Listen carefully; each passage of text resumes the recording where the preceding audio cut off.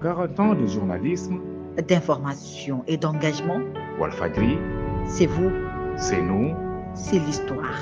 célébrons ensemble.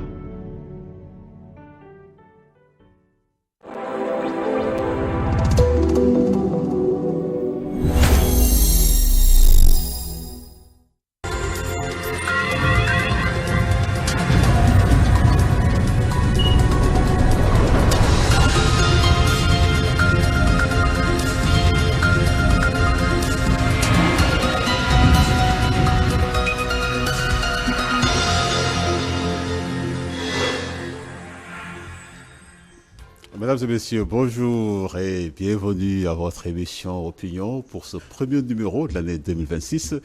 Nous avons le plaisir d'accueillir un homme politique, également économiste et expert financier, qui sort de sa réserve après plusieurs mois de silence. Eh bien, notre invité est un ancien ministre sous le magistère du président Macky Sall. Il a occupé plusieurs portefeuilles, dont le portefeuille du ministère du Tourisme et des Transports aériens. Il a été ministre de la gouvernance locale et du développement de l'aménagement du territoire. Et enfin, il a été ministre de la Santé sous la période de Covid. Vous avez compris, notre invité Abdoulaye Diouf Sarr, président du parti Renaissance républicaine. Monsieur le ministre, bonjour, bienvenue à Opinion. Bonjour Pascal, j'aimerais d'abord vous remercier pour cette invitation. La première pour cette année 2026. Vous me permettrez de souhaiter mes meilleurs voeux à toutes les Sénégalaises et à tous les Sénégalais, et particulièrement au personnel de votre groupe Walfadjri. En tout cas, c'est avec énormément de plaisir que je viens répondre à votre invitation ce matin. Le plaisir est partagé, monsieur le ministre. Alors, vous venez de sortir un ouvrage après plusieurs mois de réserve. Vous dites les choses sans bruit, on va en reparler largement dans cette émission. Mais avant, nous parlons d'abord de votre parti. Au mois d'octobre, vous annoncez que vous avez reçu le récépissé officiel reconnaissant votre parti, je l'ai dit tantôt, Renaissance républicaine. Alors, Renaissance républicaine, vous êtes un ancien de l'Alliance pour la République. Finalement, est-ce une prolongation justement naturelle de votre parcours à l'Alliance pour la République, ou encore est-ce une refonte en profondeur de votre vision de ce qui devrait être un parti républicain? Je vous remercie Pascal pour cette question et j'en profite pour saluer tous mes camarades de la Renaissance républicaine, un nouveau parti que nous venons effectivement de lancer. Nous avons reçu notre récépissé, le maillage territorial est en train de se faire. Nous sommes présents actuellement dans toutes les régions du Sénégal et dans la diaspora, ce qui veut dire que nous sommes en train véritablement de travailler. En plus d'avoir pris du temps pour sortir ce livre, nous avons pris aussi du temps pour mettre en place une structure. Refondation de notre vision, de notre conviction politique ou prolongation de notre vision ou de nos convictions avec l'Alliance pour la République. Les deux à la fois. Je pense, Pascal, fondamentalement que la conviction politique, l'engagement militant part toujours d'un vécu et d'un processus et bien sûr d'une expérience. Et de ce point de vue-là, on ne fait jamais table rase pour redémarrer, on part sur des acquis. Et je pense quand même que Renaissance républicaine est bien sûr la conjugaison de tout ce parcours, de toute cette expérience, de ce vécu, moi-même et les amis avec qui je suis dans ce parti, pour nous dessiner une perspective, mais une perspective pour la République, une perspective pour servir le Sénégal, pour servir le pays. Et justement, votre parti, la Renaissance républicaine, vous la voulez avant tout comme un parti d'écoute et de proposition. Et puis, deux concepts finalement, écoute, proposition, qui vous reprocherait peut-être plus du pouvoir en place que de l'opposition? Non, pas du tout, pas du tout. Et ça, je pense qu'il faut tout de suite clarifier. L'écoute et la proposition ne sont pas, en tout cas, des concepts ou en tout cas des postures qui sont propres au parti au pouvoir. Non, non, non, pas du tout. L'écoute est une forme donc d'appréciation de la vie politique. Nous pensons, nous, au niveau de l'Alliance pour la République, que nous devons écouter les populations, nous devons écouter les Sénégalaises et les Sénégalais, nous devons apporter une proposition alternative. Et de ce point de vue-là, je me veux clair, nous sommes un parti d'opposition avec maintenant une méthodologie tout à fait pertinente, qui est une méthodologie d'écoute pour proposer une alternative crédible pour les Sénégalais. Et de ce point de vue, d'ailleurs, dans notre dispositif, nous avons 3 instruments essentiels pour nous permettre d'avoir véritablement donc tous les éléments dont on a besoin en termes d'écoute et de proposition. C'est le comité d'orientation stratégique du parti, qui est dirigé par notre frère Tenguela de Ziguinchor, mais aussi le comité donc, qui est le conseil scientifique du parti, dirigé par notre frère Maodo Dramé de Mabo, mais aussi la structure des cadres, dirigée par le jeune Pape Omar Seck, un cadre très brillant. Nous avons tous les instruments pour nous permettre de tenir effectivement la réflexion au niveau donc, du parti par le biais de l'écoute en vue d'apporter une proposition alternative. Donc, il faut tout de suite clarifier de ce point de vue, nous sommes un parti d'opposition et ces éléments-là d'écoute nous permettent véritablement d'avoir une compréhension claire et pertinente de ce que veulent les populations sénégalaises. Alors, votre vision est celle d'un Sénégal moderne, souverain et prospère. Je cite, où chaque citoyen trouve sa place et participe pleinement au développement national. Eh bien, cette vision dont vous parlez, ce n'est pas très différent de la vision Sénégal 2050, incarnée, je cite également, qui incarne, je cite, l'ambition stratégique du pays de bâtir une nation résiliente, inclusive et pleinement souveraine, en harmonie avec ses valeurs, ses ressources et les aspirations de son peuple. Eh bien, envisagez-vous, vous dites que vous êtes l'opposition, quand même rapprochement avec le pouvoir? Non, je pense qu'à ce niveau-là, il faut absolument donc lever les équivoques, ne pas en tout cas donc ajouter dans la confusion. Nous ne sommes pas de cette veine. Nous venons apporter une proposition alternative. Je pense que j'insiste beaucoup là-dessus. Une proposition alternative, c'est quelque chose de tout à fait nouveau, d'original dans sa stratégie de mise en œuvre. Vous revenez effectivement sur les similitudes. Oui, il peut y avoir des similitudes dans la vision. Il peut y avoir des similitudes même dans les axes. Parce que les problèmes du Sénégal, ce sont les mêmes problèmes, appréciés par des acteurs qui peut-être n'ont pas la même méthodologie, n'ont pas la même culture, n'ont peut-être pas des fois les mêmes instruments, mais les problèmes demeurent. Si vous regardez bien ce que propose le plan Sénégal émergent, vous le mettez en comparaison avec l'agenda national de transformation 2050, je vous assure, ça je vous demande de faire l'expérience, vous verrez dedans énormément de similitudes dans les axes. Les axes, c'est quoi? Les 3 axes du plan Sénégal émergent, la transformation structurelle de l'économie, le capital humain et effectivement la gouvernance. Les 3 axes, les 4 axes de l'agenda de transformation, c'est les mêmes, les 3, mais on y ajoute le 3e axe, aménagement du territoire et développement durable. Mais quand on croise, on se rend compte fondamentalement que les préoccupations des Sénégalais sont les mêmes. Ce n'est pas parce qu'il y a plagiat ou il y a effectivement connivence, c'est parce qu'on adresse les problèmes des Sénégalais, on les connaît, c'est l'économique, une économie prospère, mais c'est le capital humain, faire en sorte véritablement que les Sénégalais s'y retrouvent dans leurs conditions de vie, mais aussi c'est toute la gouvernance, l'État de droit, c'est la transparence sous ces aspects-là. Je pense quand même, c'est parce que les problèmes sont les mêmes, que très souvent les outils utilisés sont les mêmes outils, à quelques variantes près, mais ce qui différencie souvent les choses, c'est la capacité de mise en œuvre, les instruments utilisés pour une mise en œuvre efficace. Nous allons en reparler de ces similitudes dont vous parlez, que vous avez constatées entre le plan Sénégal émergent et la vision Sénégal de 2050. Mais avant cela, vous dites que vous êtes parti de l'opposition. Alors, quels sont vos rapports avec vos anciens camarades de l'APR, mais également avec l'opposition? On ne vous voit pas dans certains cadres de l'opposition. On sait qu'avant de lancer ce parti, qui est quand même un nouveau parti, vous aviez un think tank ou un cadre de réflexion. Quels sont vos rapports avec l'opposition et les autres cadres de l'opposition? Il faut noter quand même qu'il y a 2 types de rapports. Il y a des rapports interpersonnels qui sont d'excellents rapports, mais il y a des rapports organiques aussi, des rapports de nos structures qu'il faut absolument donc inscrire dans le cadre souvent de coalitions. Mais moi, je suis de ceux qui pensent que ce ne sont pas les coalitions qui doivent animer la vie politique pendant 12 mois. Ce sont les partis politiques. Et les coalitions sont des coalitions liées à des circonstances, soit une circonstance électorale, soit une circonstance de combat qui exige que l'on fasse une coalition pour la circonstance. Mais bâtir la vie politique, le débat politique et l'animation politique de toute l'année sur la base de coalitions, ça risque véritablement de tuer les partis. C'est pourquoi moi, je pense que Renaissance républicaine est un parti qui doit se développer, qui doit effectivement se consolider, qui doit véritablement assurer son maillage territorial.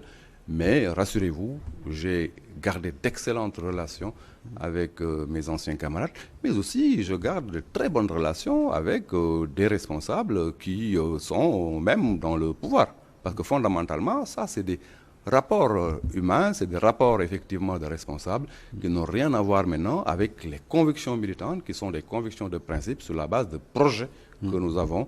Là, il peut y avoir une divergence de fond, mais quand on est effectivement donc autour de l'essentiel c'est le Sénégal, chacun y va avec sa proposition, mais ça ne remet pas en cause les relations interpersonnelles, c'est ça aussi le charme du Sénégal. Nous allons en reparler de votre parti, la Renaissance républicaine, également du livre. Nous allons l'explorer en profondeur. Mais retour sur l'actualité avec l'adresse à la nation du président de la République, Bassirou Diomaye Diakhar Faye, le 31 décembre. Alors, beaucoup de points ont été abordés lors de cette adresse aux Sénégalais. À votre avis, les priorités ont-elles été assez suffisamment pointées lors de cette adresse aux Sénégalais?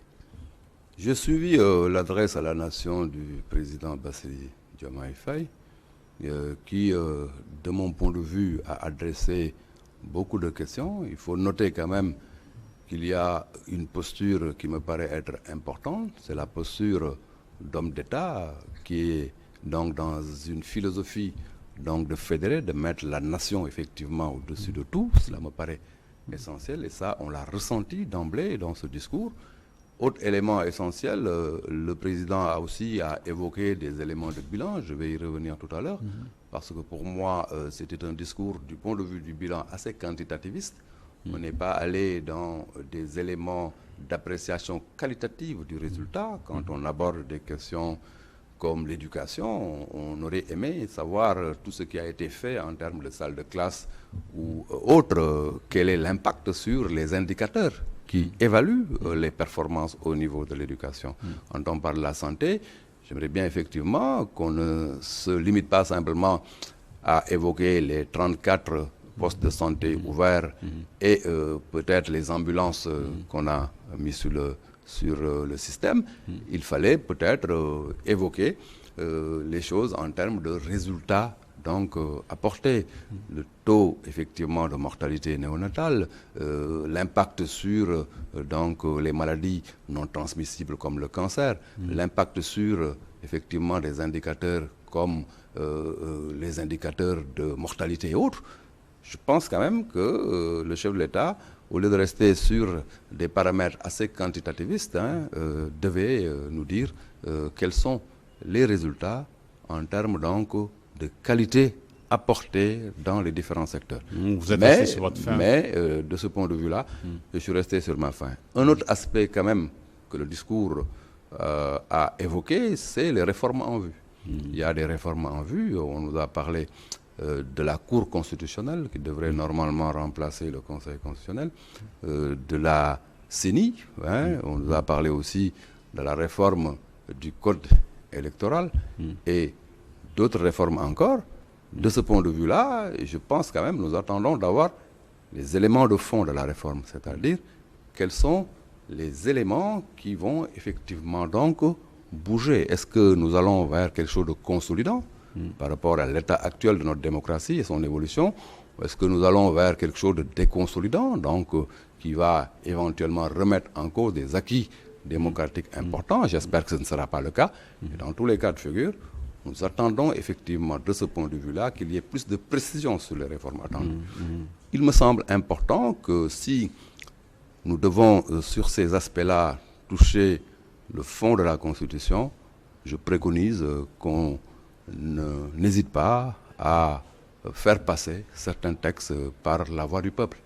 Autrement dit, il ne faut pas utiliser seulement donc une majorité importante, écrasante à l'Assemblée pour faire passer des lois constitutionnelles. S'il y a lieu, si véritablement nous voulons que le portage soit un portage populaire, il ne faut pas hésiter de consulter le peuple sur certains aspects quand ça doit toucher des éléments qui sont des éléments fondamentaux de la Constitution. Surtout que certains acteurs ont vite crié au scandale en s'inquiétant du fait que ce serait peut-être pour remettre en selle certains acteurs politiques.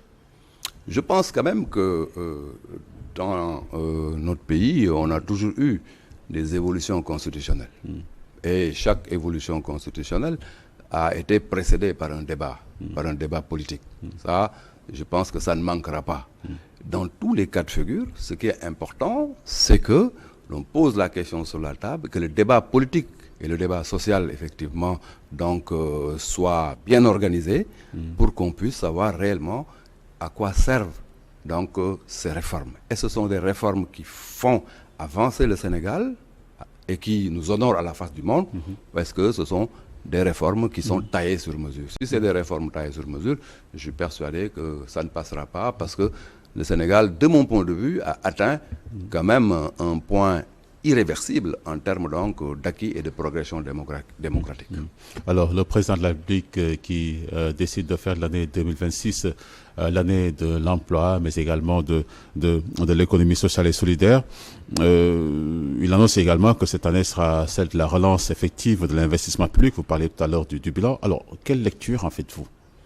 Mais très très bonne chose. Je pense que le chef de l'État a compris que gouverner, c'est effectivement adresser les questions essentielles qui intéressent le pays.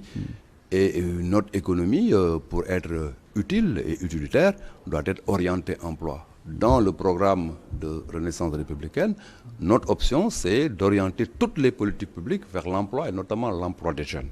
Par définition, nous ne faisons pas de l'économique pour la création de la richesse pour la richesse, mais la création de la richesse doit effectivement s'adosser sur la création de l'emploi. Donc c'est une excellente chose. Et parler et orienter tout ça vers un soubassement économie sociale solidaire, c'est aussi comprendre la structure économique de notre pays. Nous savons que notre pays est un pays où l'informel joue un rôle extrêmement important, où l'artisanat, de manière globale aussi, occupe une place très très importante.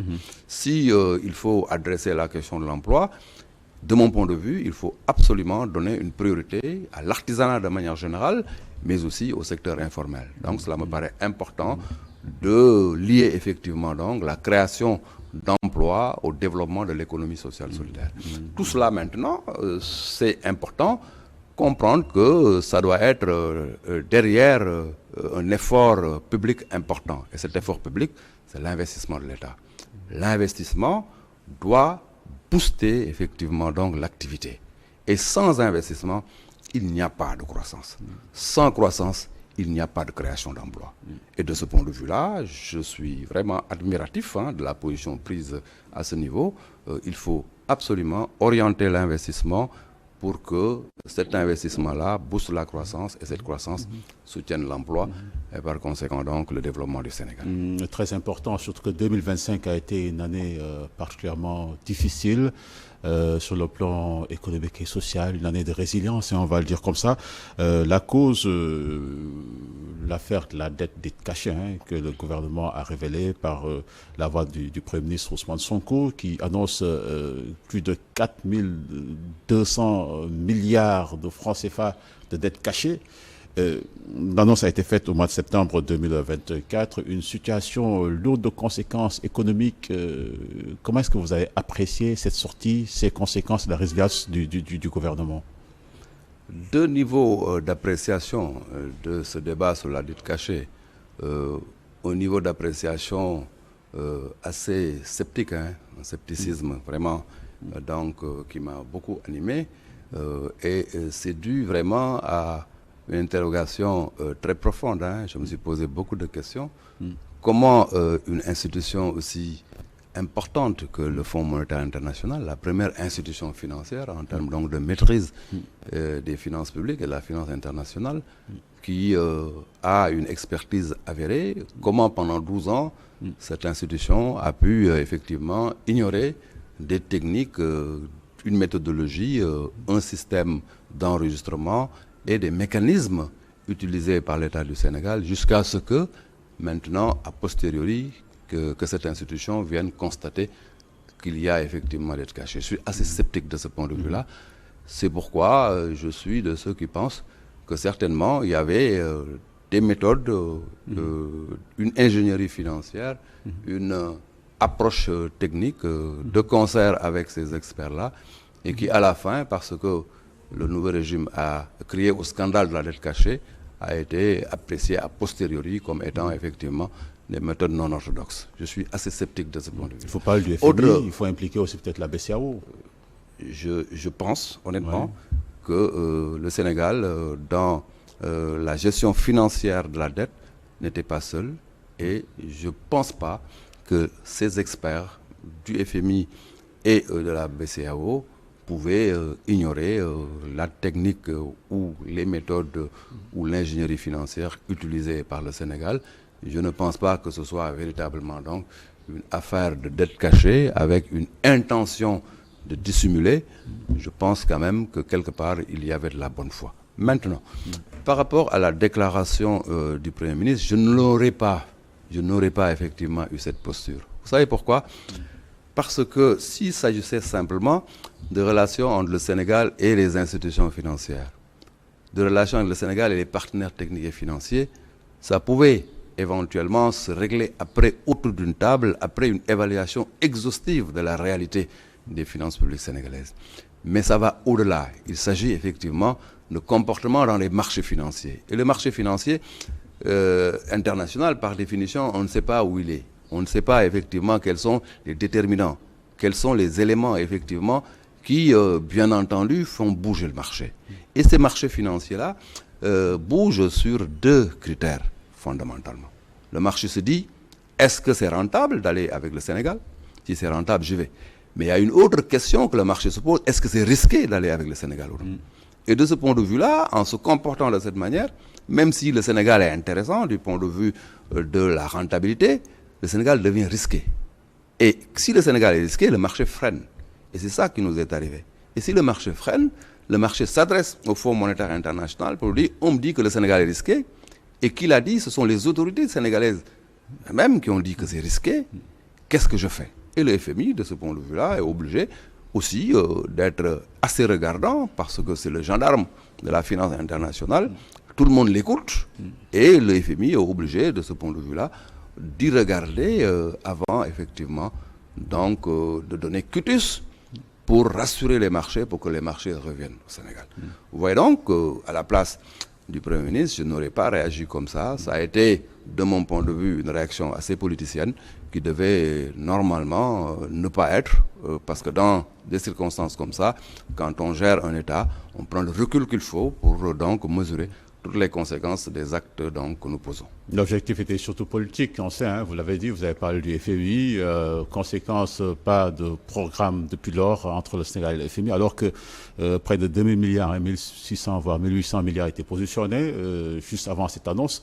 Une initiative politique avec de lourdes conséquences économiques. Mais naturellement, c'est ce que je viens de dire tout à l'heure, si le Sénégal dit ma situation financière n'est pas donc une bonne situation financière, mes états financiers posent problème, mes données ne sont pas fiables, il est évident que c'est un signal envoyé à la finance internationale, dont le FMI. Par conséquent, on s'arrête, on fait le point d'abord avant de redémarrer. C'est tout à fait logique. Je pense aujourd'hui, il est urgent que le Sénégal, de mon point de vue, revienne avec les partenaires techniques et financiers, dont les FMI, dans des conditions, j'allais dire, plus rassurantes, pour nous permettre une ouverture sur les marchés financiers, notamment le marché financier international. Vous savez pourquoi? Parce que le marché domestique, notamment le marché de l'UEMOA, intéressant en termes donc de maîtrise du risque de change, mais peut un jour ne pas suffire pour nous permettre le financement global de notre économie. Il est toujours bon de prendre ce qui est possible d'être mobilisé ailleurs. C'est pourquoi prendre, à mon avis, cette liberté ou cette responsabilité de mettre de côté le marché financier international en faisant focus que sur le marché domestique, notamment le marché de l'UEMOA, ça effectivement donc implique des risques. Le premier risque évident, c'est l'effet d'éviction, parce que quelque part, nous pouvons mobiliser, mais il y a d'autres acteurs aussi sur le marché qui doivent mobiliser. Autre élément aussi, le jour où l'ensemble des pays de notre zone sont suffisamment robustes et se comportent sur le marché en demandeur de ressources, la concurrence peut être tellement importante que quelque part l'efficacité des ressources que nous mobilisons à ce niveau, en termes de maturité, en termes de taux, pose des problèmes. C'est pourquoi je pense honnêtement qu'il faut retourner à la table de négociation de manière responsable, de ne pas en tout cas le faire d'une manière qui ne soit pas dans l'intérêt du pays, mais de manière très responsable pour aller saisir les opportunités qui se présentent à nous sur le marché de la finance internationale. Alors, cette histoire de dette cachée, elle vous inspire, hein, vous en parlez dans votre ouvrage Sans bruit, et vous pensez que, regarde cette situation, il faut des réformes profondes, hein, il faut des réformes il y a des réformes qui s'imposent, et vous proposez de revoir le cadre normatif. Quels pourraient être les contours de cette réforme pour éviter pareille situation entre deux régimes? Oui, vous savez, c'est en 2012 qu'une loi donc, a été votée pour demander à ce que quand donc, on termine une mandature au niveau de l'État, qu'on s'arrête pour faire le point. Et ça me paraît important. On ne l'a pas fait donc, après le premier mandat du président Macky Sall parce que c'était le même président qui était reconduit. Mais avec cette alternance, il fallait effectivement donc appliquer la rigueur de la loi de 2012. C'est une excellente chose. Mais de mon point de vue, l'approche est une approche qu'il faut parfaire. Parce que cette reddition, autrement dit, le fait de s'arrêter pour faire le point, ne doit pas être une affaire exclusivement de l'exécutif, notamment du régime entrant. Dans ce cas de figure, ça a été le cas parce que l'IGF a été effectivement donc mis en branle par le régime entrant pour nous faire un rapport. Ça ne doit pas être exclusivement l'affaire du régime entrant, notamment de l'exécutif. Il doit y avoir un niveau de contradiction dans l'élaboration du rapport, en termes donc d'approche contradictoire entre les sortants et les entrants, mais aussi il doit y avoir même espace de débat autour de cette question, intégré dans le processus le législatif, notamment l'Assemblée nationale, pour qu'avant que le dossier n'arrive à la Cour des comptes, qu'on puisse effectivement passer non seulement par l'étape contradictoire, mais par l'étape d'échange et de débat sur la question. Je dis cela parce que, dans ce cas de figure, on est allé jusqu'à la Cour des comptes, appel à certification, pour revenir et remettre en cause ce que l'IGF a produit comme réflexion sur le sujet. Cette affaire-là a été effectivement conduite de cette manière parce que, de mon point de vue, le dispositif normatif manque un élément essentiel.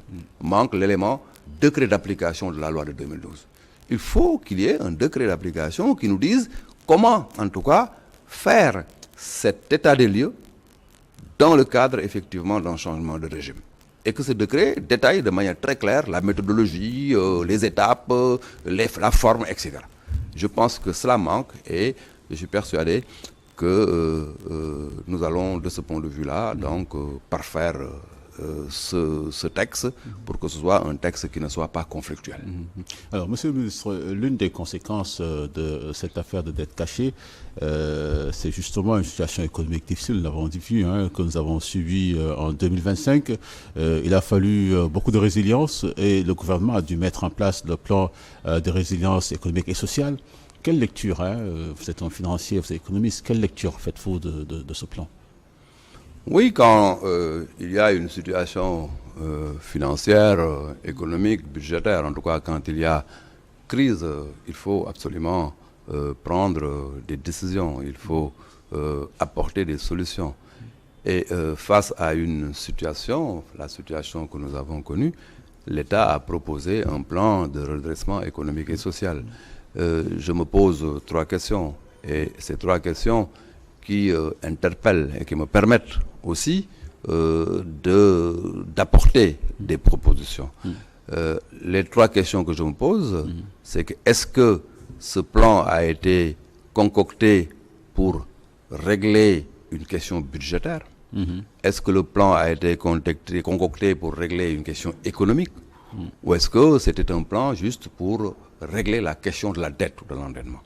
Je pense que ces 3 postures-là doivent effectivement être clarifiées. Si c'était un plan simplement pour régler une question budgétaire, essayer d'avoir le maximum de ressources pour des considérations liées au déficit ou autres, je pense quand même que le plan a été glané dans des niches qui sont des niches intéressantes. Maintenant, est-ce que ça règle le problème? Je pense que c'est à ce niveau-là que je me pose. Autre question, est-ce que c'était un plan qui venait effectivement régler un problème économique? Je ne le pense pas.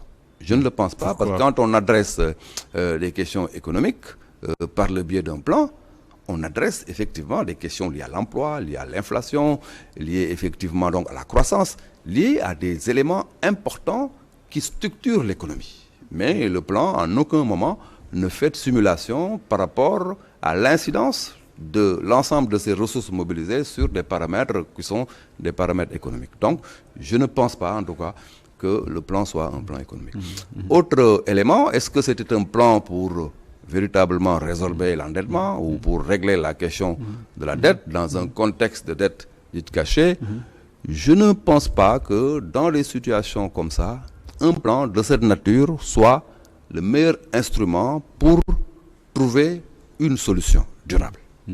Ça peut peut-être donner au budget une posture intéressante pour prendre en charge le service de la dette dans l'immédiat, mais dans une perspective moyen-long terme, il faut, à mon avis, restructurer la dette.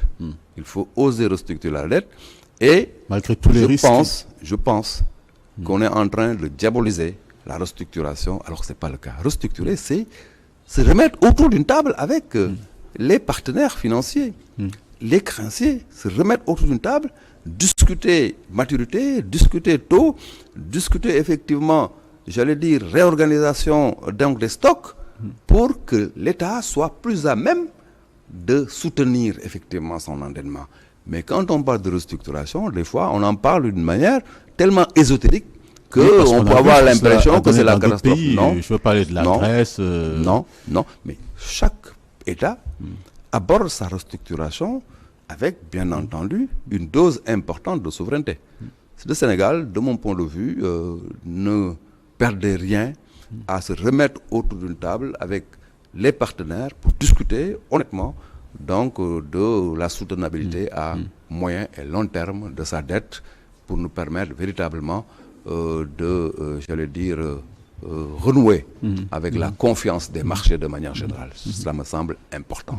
Ce que nous sommes en train de faire me paraît être assez épicier. Il ne faut pas se dire, bon, on se limite effectivement sur le marché de l'UMOA parce que nous maîtrisons le risque de change, etc. Alors qu'il y a quand même d'autres opportunités autrement plus intéressantes que nous laissons de côté parce que simplement nous ne voulons pas donc nous rendre à l'évidence et discuter avec nos différents partenaires pour avoir un meilleur profil à court, moyen et long terme.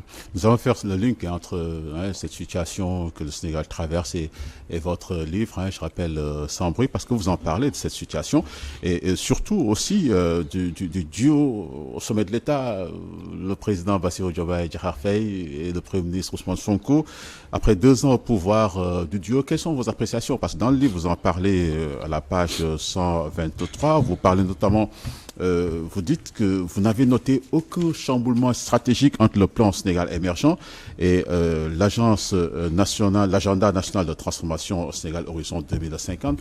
Vous en avez parlé un peu tout à l'heure au début de l'émission. Quelle est votre appréciation du duo, sachant que certains spécialistes pensent que l'État, la constitution sénégalaise n'est pas faite pour un bicéphalisme au sommet de l'État? L'appréciation, elle est l'appréciation de tous les hommes d'État, hein. C'est l'appréciation de tous les sachants, de tous les spécialistes des sciences politiques. Il y a un risque.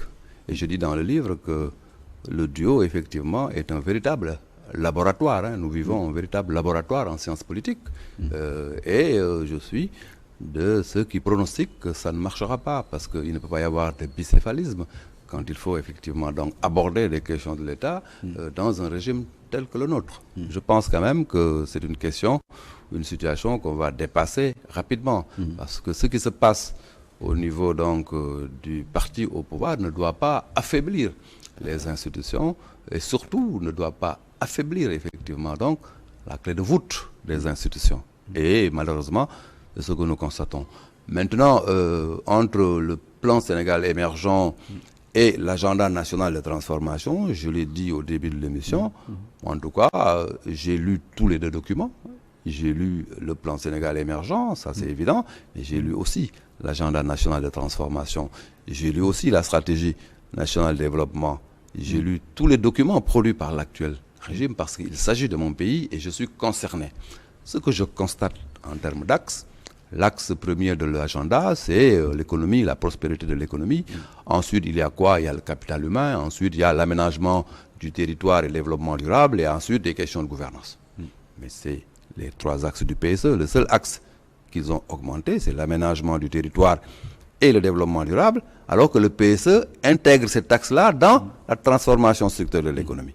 Donc, fondamentalement, c'est les mêmes visions. On parle beaucoup de souveraineté dans l'agenda national de transformation, mais la souveraineté n'est pas effectivement le propre de l'actuel régime. Dans la Constitution du Sénégal, dès l'entrée de la Constitution, aux premiers articles, mais on convoque la souveraineté. Et je pense que l'élément essentiel qui est le dénominateur commun de tous les hommes politiques dans ce pays, c'est effectivement donc de bâtir notre développement sur effectivement donc la souveraineté. C'est ça qui rend durable le développement. Maintenant, le reste c'est des questions de posture, c'est des questions effectivement donc de position politique simplement, mais les deux référentiels sont des référentiels qui s'adossent beaucoup sur la ressource endogène, sur le développement endogène, sur le contenu local, sur des éléments effectivement qui renforcent bien sûr le développement économique en nous adossant sur nos propres ressources. Et vous dites également qu'il n'y a pas de remise en cause du programme national d'aménagement et de développement des territoires, qui est pour un plan dérivé du PSE. Bon, finalement, une manière de dire que le PSE est toujours en marche, c'est ce que je disais tantôt. C'est soit peut-être la mécanique n'a pas encore été totalement complétée. Ils sont arrêtés à l'agenda national de transformation, qui est un document référentiel, mais ce document référentiel seulement ne suffit pas. Il y a d'autres documents, effectivement. S'il y a, en tout cas, différence fondamentalement au niveau du paradigme, il faut absolument qu'on touche à ces documents. Si on ne les a pas touchés, c'est que le paradigme est le même. Je prends l'exemple du plan national d'aménagement et développement du territoire, qui aujourd'hui est exactement le même, et l'aménagement du territoire est essentiel. Si on n'a pas jugé nécessaire de le remettre en question, c'est parce qu'effectivement, ce plan, qui est un plan qui était adossé au PSE, est compatible à l'agenda national de transformation, ce qui justifie d'ailleurs que les deux documents n'ont pas de différence. Autre élément aussi, je pense qu'il faut le noter, même dans l'acte 4 prévu de la décentralisation, moi, j'attends d'y voir, parce qu'on parle beaucoup des pôles territoires, mais il ne faut pas oublier quand même que les pôles territoires n'est pas une création de l'actuel régime. Les pôles territoires étaient déjà dans la perspective de l'acte 3 de la décentralisation. Et ça aussi, il est important donc de le noter pour dire que quand on gouverne, on ne fait pas table rase.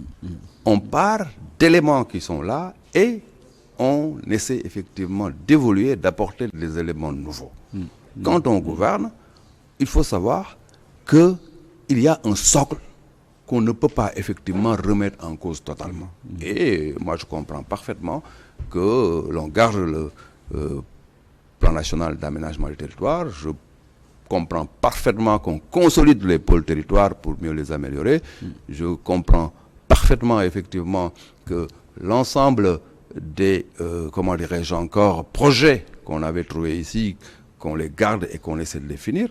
Je félicite d'ailleurs le président Bassirou Diomaye Faye quand, dans son discours, il parle d'un centre national d'oncologie qu'ils vont donc adresser pour le terminer en 2026. C'est une très bonne chose. C'est un centre national d'oncologie qui était de l'initiative de l'ancien régime. Moi-même, je l'ai conduit et la première pierre a été posée par le président Macky Sall. Le projet a été donc bien conduit. Maintenant, s'il faut le terminer et qu'on y mette un élément de priorité, c'est une très très bonne chose. Donc, un État, c'est une continuité.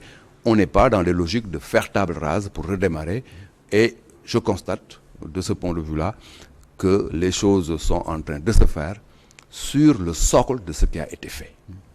Nous sommes déjà dans la lecture de votre livre, hein, sans bruit. Nous allons nous arrêter sur le chapitre 6 de ce livre. Il est intitulé « Clarification et vérité ». Un chapitre, monsieur le ministre, de 70 pages. C'est de loin le chapitre le plus volumineux de votre livre. Et vous ouvrez ce chapitre, monsieur le ministre, avec la gestion des fonds force Covid-19. Et vous commencez par poser une série de questions. D'abord sur les 1000 milliards du fonds, mais également les 45 milliards attribués au ministère de la Santé que vous aviez en charge à l'époque. Alors, quand vous abordez cette question, quand vous parlez de la gestion des fonds force Covid, avec toutes les accusations qui ont été portées sur votre personne, au regard de tout cela et de votre parcours, plusieurs fois ministre de la République, vous avez eu à occuper de hauts rangs en termes de management au niveau de plusieurs institutions, autant dans le privé que évidemment au niveau institutionnel dans le gouvernement. Vous êtes-vous finalement senti déshonoré par ces accusations? Vous êtes-vous senti touché par moments par ces accusations? Déshonoré, non, parce que quand on lit les 180 pages du rapport de la Cour, il n'y a rien directement qui me concerne. Donc, je n'étais pas du tout déshonoré. Ceux qui peut-être avaient cette perception, c'est parce qu'ils n'avaient pas lu le rapport. Mais entre le rapport et l'exploitation médiatique, des fois même politicienne du rapport, c'est deux choses différentes.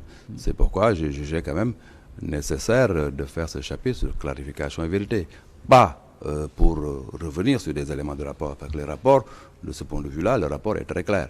Mais pour clarifier, eu égard à l'exploitation médiatique et politicienne qu'on a fait des éléments du rapport. Vous vous êtes senti par visé? exemple, non, pas du tout. Pas du tout, mais je sentais quand même qu'il y a une confusion qui était là dans l'air qu'il fallait absolument, donc, à mon avis, clarifier.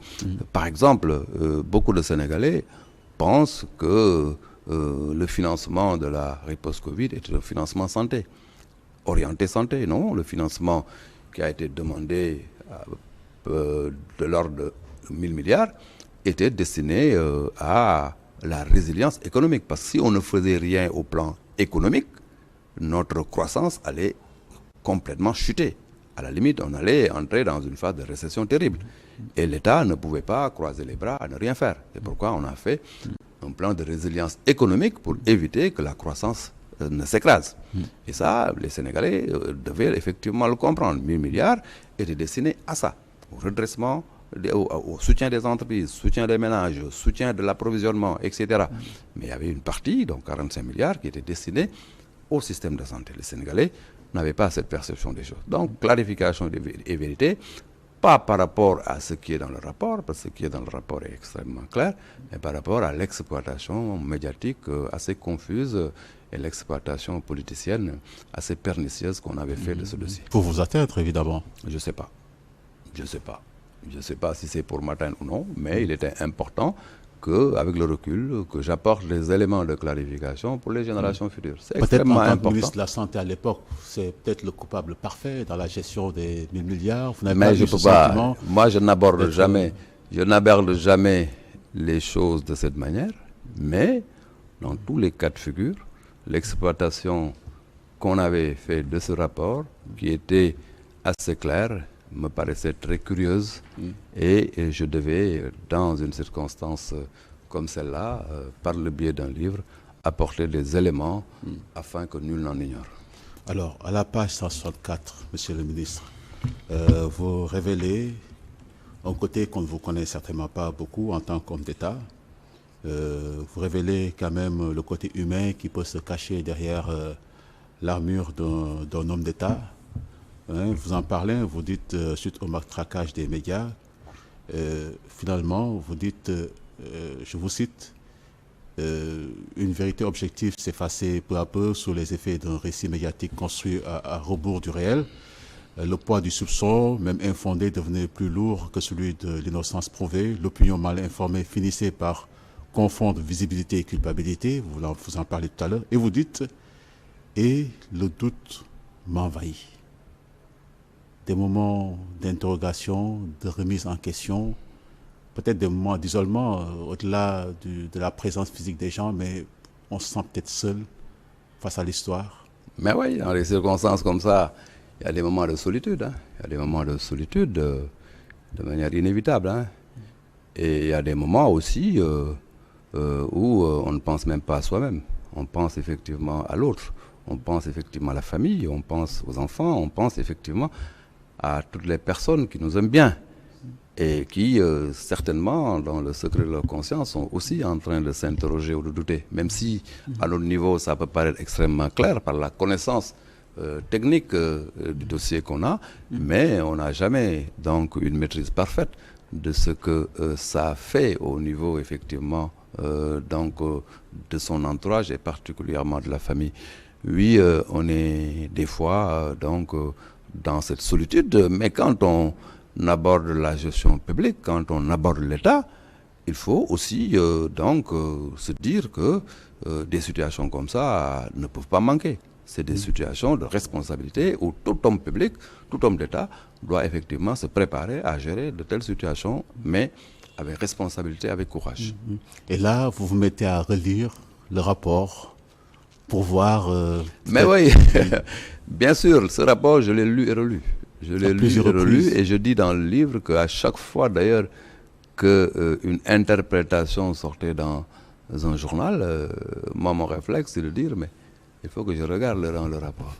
Parce que le rapport était tellement clair que je ne comprenais pas comment on pouvait effectivement lui attribuer une certaine analyse de la situation. Oui, je pense quand même que c'est le comportement d'un responsable, c'est le comportement effectivement de quelqu'un qui est de bonne foi, c'est le comportement d'un homme d'État qui est effectivement aussi un homme d'État honnête.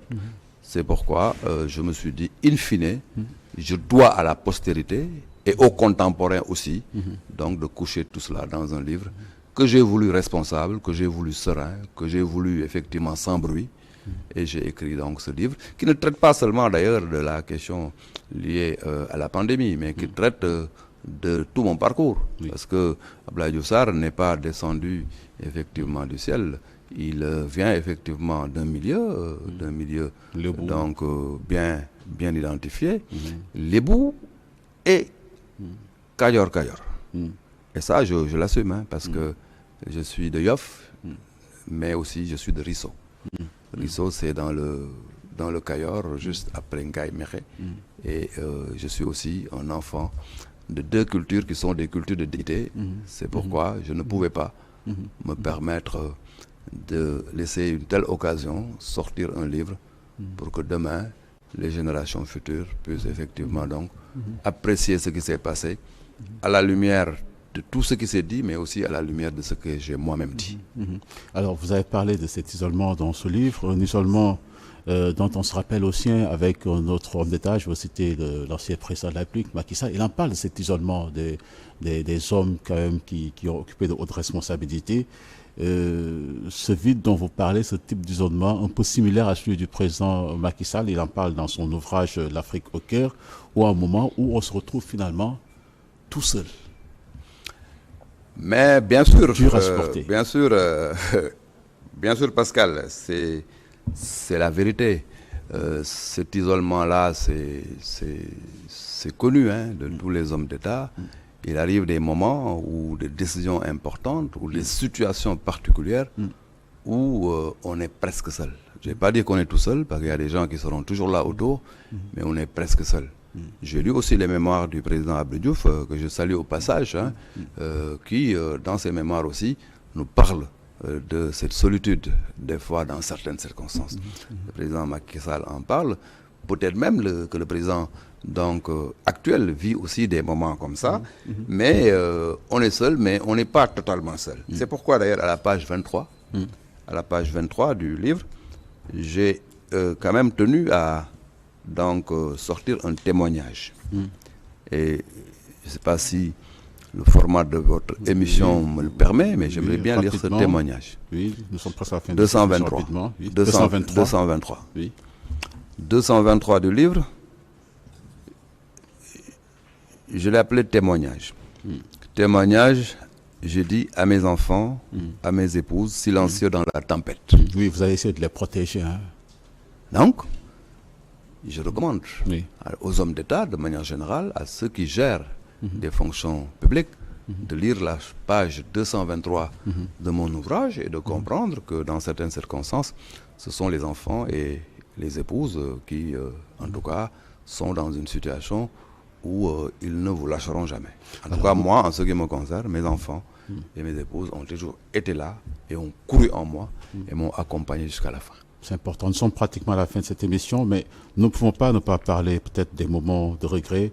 Vous en parlez dans le livre, le cumul des fonctions, ministre-maire, l'un de vos plus grands regrets, peut-être aussi l'affaire Tobago. Ouais. Deux regrets déjà. L'affaire Tobago, je l'appréhende même pas en termes de regrets. L'affaire Tobago, j'ai été obligé de l'aborder parce que quand on gère des responsabilités d'État, on peut être face à des dossiers où sa propre communauté est concernée. J'étais dans une affaire où les populations qui étaient en face de l'État dans une relation conflictuelle, c'était ma propre communauté. Et il fallait que, en tant que ministre, concerné aussi par le dossier, mais du point de vue du gouvernement, que je fasse la part des choses et que je prenne mes responsabilités en tant que ministre. Vous voyez que c'est extrêmement difficile, c'est pourquoi la gestion publique vous pousse des fois à avoir des positions très très délicates. Mais il ne faut jamais oublier quelque chose. Il ne faut jamais oublier que le Sénégal est une nation. Et dans cette nation, il y a une volonté commune de vivre ensemble. Et dans cette nation, il y a effectivement un territoire qui est le nôtre, qui est le Sénégal. Il y a des populations, nous sommes des Sénégalais. Et ces populations ont confié effectivement leur voix à un pouvoir, qui est le pouvoir public. Et ce pouvoir public est incarné par les hommes. Et quand vous faites partie des personnes qui incarnent effectivement ces pouvoirs publics, vous ne pouvez pas tolérer les états d'âme face à certaines situations. Vous êtes obligé de prendre ces responsabilités. Mais a posteriori, il y a un devoir d'explication. Maintenant, ministre-maire, oui. Je pense quand même qu'il y a un point sur lequel je suis totalement vraiment en phase avec le gouvernement actuel, c'est le refus du cumul de ministres et de maires. Parce que moi, j'ai été ministre-maire. J'ai été ministre-maire pendant effectivement la pandémie. Et j'avoue que pendant cette période, je ne pouvais pas assumer mes responsabilités de maire tout en étant ministre. C'était très très compliqué. C'est pourquoi la grande leçon que j'ai tirée, c'est qu'on doit inscrire dans le marbre de la Constitution cette incompatibilité entre ces deux fonctions, la fonction de ministre et une autre fonction. Et d'ailleurs, dans une boutade, je dis que la seule fonction qu'un ministre peut cumuler avec son poste ministériel, c'est être ministre et être père de famille. Parce que gare aux ministres qui, parce qu'ils sont sous le poids de la puissance étatique, oublient leurs responsabilités de famille.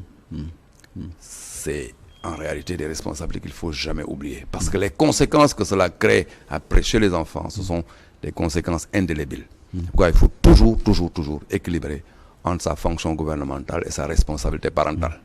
Et nous sommes déjà à la fin de cette émission. Mais monsieur le ministre, un mot sur, parce que vous vous définissez comme un homme de dialogue, et c'est ce qui explique d'ailleurs votre présence au dialogue national, sur invitation du régime en place.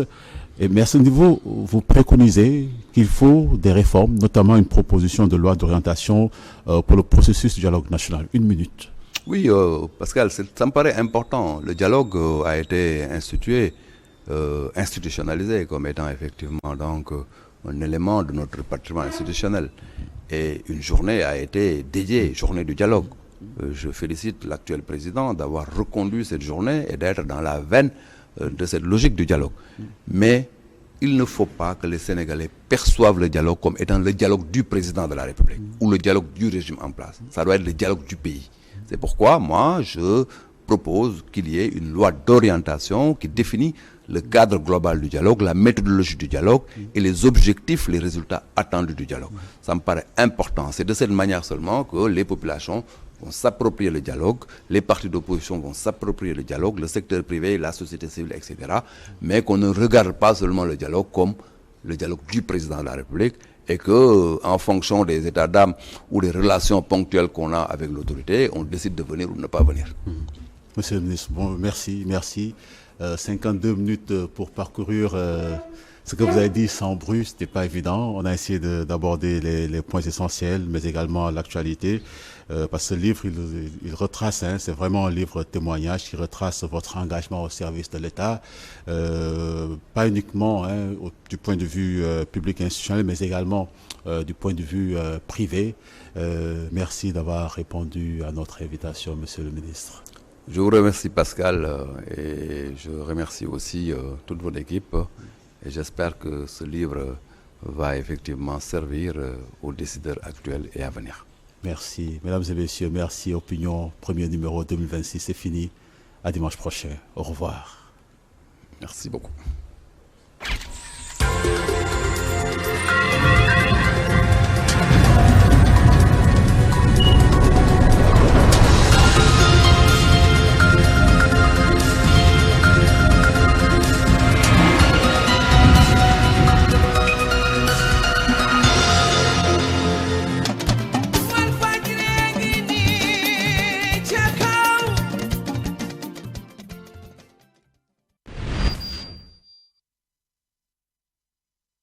xibaar bu neex ngir gën a mën a dabu seen bànneex groupe Walfadjri indil na leen lu bees tàq fi mu toll nii foo mun a toll mën ngaa xam lii xew ci seen télévision Walfadjri jàppal sa rajo 93.6 lépp luy daw ci seen télévision Walfadjri da nga ko mën a déglu moo xam nga nekk sa biir oto moo xam nga nekk feneen foo xam ne mënoo faa joteeg télévision bi léegi yombalal nañ la ko groupe Walfadjri indil na la fréquence 93.6